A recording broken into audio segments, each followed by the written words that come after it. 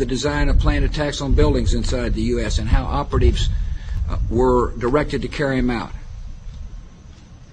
That is valuable information for those of us who have the responsibility to protect the American people.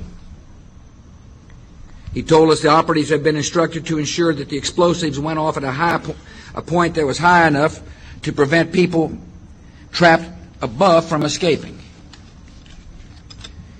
He gave us information that helped uncover Al-Qaeda cells' efforts to obtain biological weapons. This is Building 7, a 47-story skyscraper that fell on the afternoon of September 11th. The government says that fire brought it down. However, 1,500 architects and engineers concluded it was a controlled demolition. Over 6,000 of my fellow service members have given their lives. And thousands of my fellow first responders are dying. I'm not a conspiracy theorist. I'm a structural engineer. I'm a New York City correction officer. I'm an Air Force pilot. I'm a father who lost his son. We're Americans, and we deserve... I lost my husband. My son. My uncle. My nephew. September 11th, 2001. Most people don't know a third tower fell that day. The government says fire brought it down. The collapse of World Trade Center 7 was primarily due to fires. I, along with 1,400 other architects and engineers, have found the government's conclusion to be physically impossible. Impossible. We need the truth about what happened that day. Go to rememberbuilding7.org. Why it fell, why it matters, and what you can do.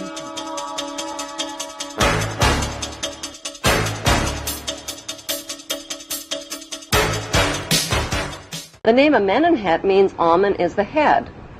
Besides Pharaoh Amenemhet and biblical Abraham living in the same place at the same time, is there any other evidence connecting biblical Abraham to Pharaoh Amenemhet I?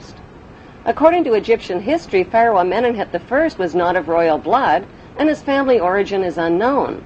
Egyptology experts believe he seized the throne of Egypt after murdering Pharaoh Mentuhotep. In 1818, Antonio Lobolo made a revolutionary discovery that identified the biblical Abraham as an Egyptian pharaoh. During Lobolo's excavations in the Egyptian Valley of the Kings, he exhumed 11 Egyptian mummies along with rolls of papyri inscribed with hieroglyphic writings and drawings. One of those drawings was interpreted by Mormon Joseph Smith and his Egyptologists as Abraham sitting on the pharaoh's throne. Abraham's name was also deciphered on a roll of papyrus.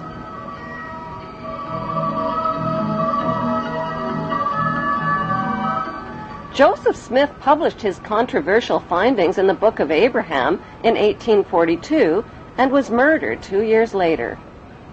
Today, the only Egyptian pyramid tomb forbidden to the public is the tomb of Pharaoh Amenemhet I, who many researchers now believe is the biblical Abraham.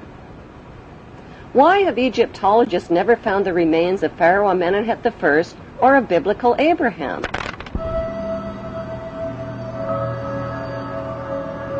The best explanation is that their common remains are concealed inside the famous Ark of the Covenant. The Hollywood movie Raiders of the Lost Ark was about the search for the lost Ark of the Covenant.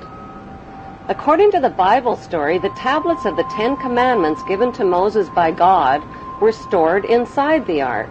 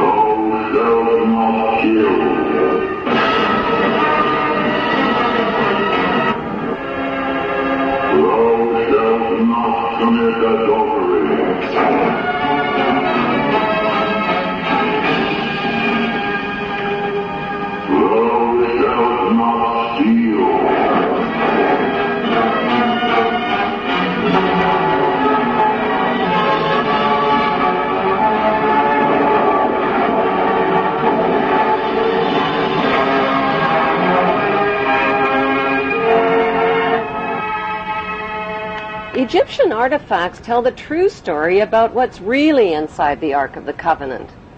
The Ark of the Covenant is, in fact, an Egyptian canophic chest, where the dried organs of royal kings and pharaohs were stored, not the Ten Commandments. Why did the Hebrews call their royal canopic chest the Ark of the Covenant? Because the name signifies the covenants or promises that God made with Abraham. Would the Hebrews carry the Ark of the Covenant into battle to kill and steal if it really contained commandments like, "Thou shalt not kill or steal"? The best explanation is that the Ark contained the remains of their ancestral leader who led them into battle. Biblical Hebrew rulers like King Solomon broke all of the commandments just like today's rulers who make and break laws and commandments to exploit the obedient masses. The evidence shows that the ancestral patriarch of the Hebrew Jews is Amenemhet I, and that his biblical name is Abraham. Since Pharaoh Amenemhet worshipped the god Amun, are Amun and the biblical God the same God? Michelangelo's Vatican painting of God depicts God as an angry, bearded white man. God's words, actions, and deeds in the Bible's Old Testament show God's extreme favoritism for the Hebrews generally and for Hebrew males in particular. By today's standards, that behavior is considered both racist and sexist.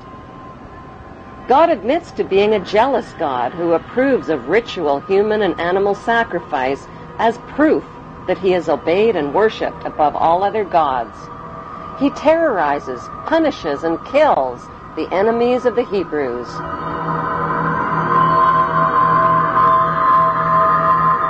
He uses his godly power to kill Egyptian children and spread plagues, famines, pestilence, and darkness.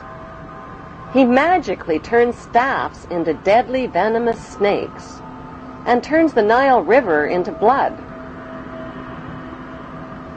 Like the biblical God, the god Amun-Ra also turns the Nile River into blood in the Egyptian myth of Hathor.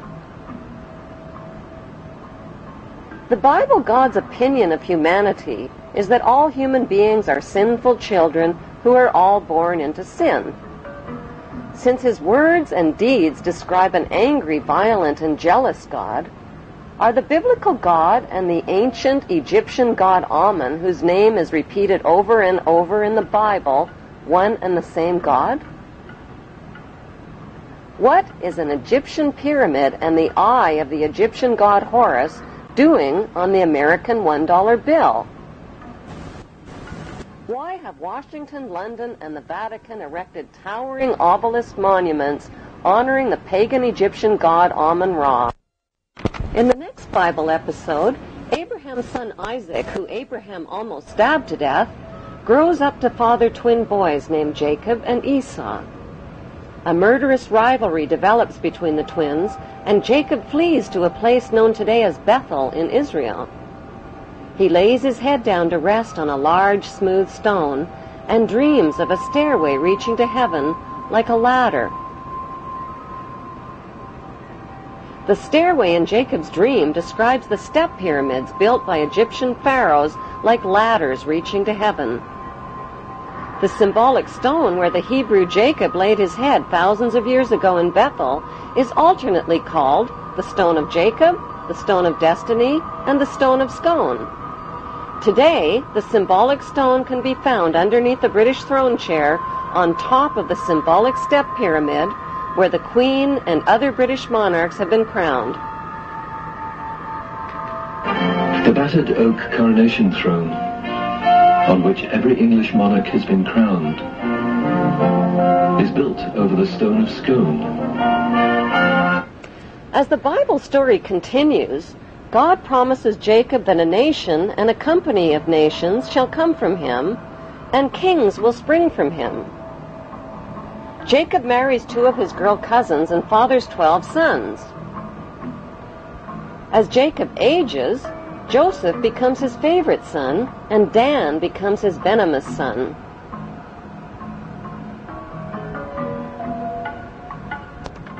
Jacob eventually takes his sons and his Hebrew clan and migrates from Canaan into Egypt. This Hebrew migration into Egypt closely parallels Egyptian history when the Semitic Hyksos migrants overthrew the Egyptian pharaohs and seized the throne of Egypt.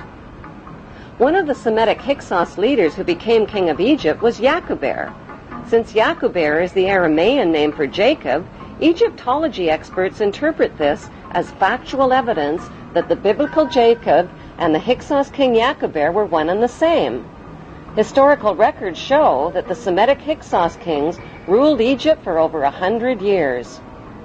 The Egyptian people rebelled against these Semitic kings and pushed them into northern Egypt.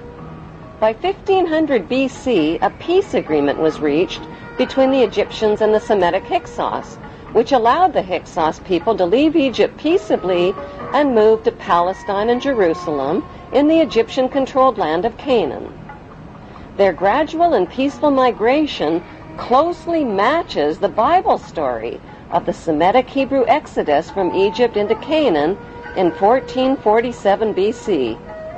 According to the Bible story, when the Hebrews arrived in Canaan, they renamed it Israel and divided the land up into 12 tribal states, which they named after the sons of Jacob. Jacob's favorite son, Joseph, stayed behind in Egypt. Joseph hid his Hebrew identity by marrying an Egyptian wife and changing his name to the Egyptian name Zaphanath-Paneah, which means he who can reveal secrets. According to the Bible, Joseph ruled Egypt as the Pharaoh's top vizier and bought up all the private land in Egypt from the starving people. Then he taxed them out of 1/5 of their income. Was Joseph the chief vizier of Pharaoh and Moses, who negotiated the peace agreement allowing the Semitic Hebrew Hyksos people to settle in the Egyptian-controlled land of Canaan? The Hebrew connection to the Egyptian pharaohs is further revealed in the biblical story of Moses. Many years ago, in a land called